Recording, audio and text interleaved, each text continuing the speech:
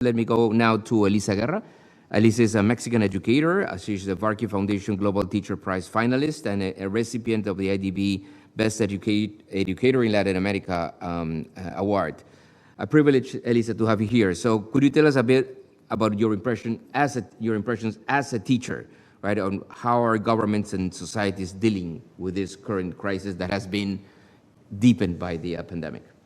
Thank you. Thank you, Jaime. It's a pleasure and an honor to be here.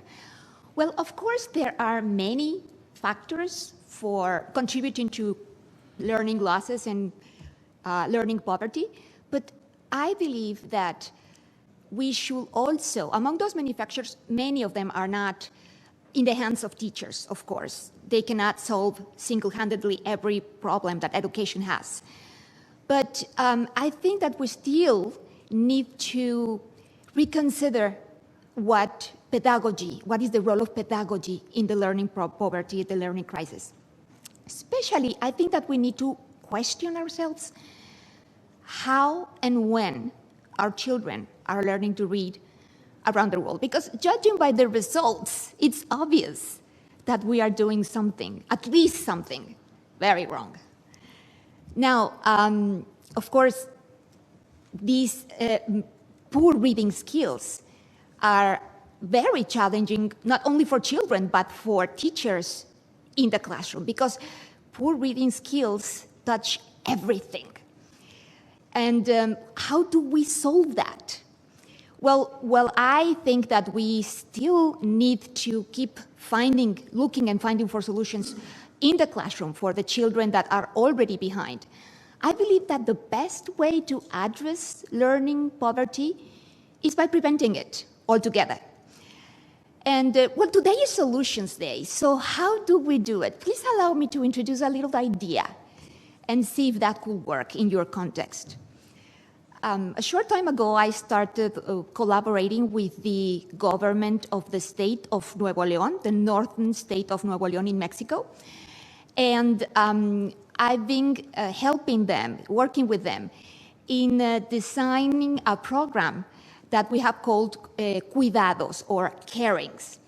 Now, this is an unconditional cash transfer program, and parents, families have the option, if they wish so, to receive mentoring and training on how to create meaningful learning environments at home for the first 1,000 days of their children's life. And these are the most vulnerable families in the state of Nuevo León. And this is with the Undersecretary for Equity and Inclusion in this state.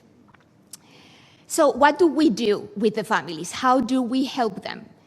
Well, we, as I said, we give them information and training on how to create an early reading and language development program at home, and also sensory stimulation program and motor development skills.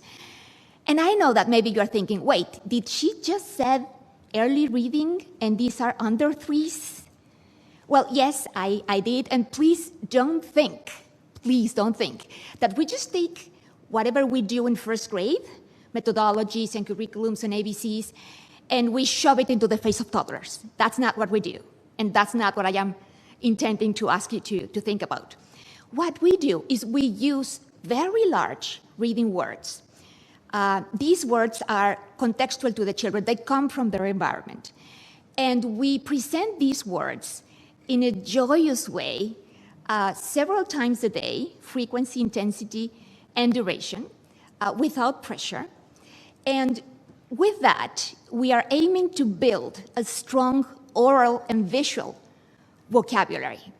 What for, you will say? Well, what is reading comprehension? Reading comprehension is a byproduct of fluency and vocabulary.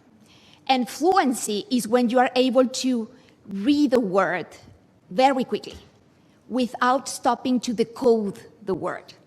Every time that whatever time you devote to decoding is time that we steal from comprehension. So many children later on in school, for some reason, have trouble getting these little jump between decoding and automatic recognition of words. So we are kind of overriding a little bit of the progress of the process. And of course, kids, when they arrive at school later on, they will get to learn the mechanics of reading. But by that time, we hope, that's our aim, they will already have a strong vocabulary, oral and visual vocabulary. That's our aim. Reading is one of the most, I mean, it's a joy. I could not conceive my life without reading, and I believe many of you feel the same way. Reading should not be the privilege of the few, but the greatest gift for every human being, whether young or old, whatever the age and wherever they are.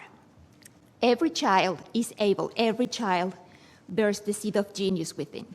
And while I have the attention of the ministers of education and the world leaders in the room and beyond on the web, let me say something. Please, I beg you. Education can no longer be hostage of politics. Politics must serve education and not the other way around.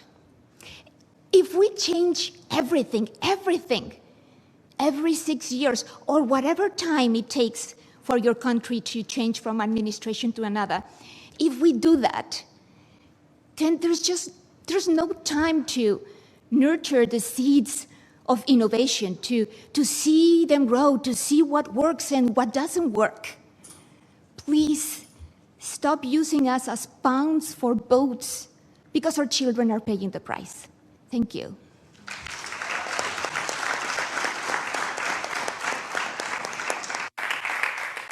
So thank you very much, Elisa, for saying both that reading is not the privilege of the few, but also that we need to take politics out of education. And in any case, politics should serve education if we want one thing. So thank you very much for that. Let me now go from the classroom level to the school level.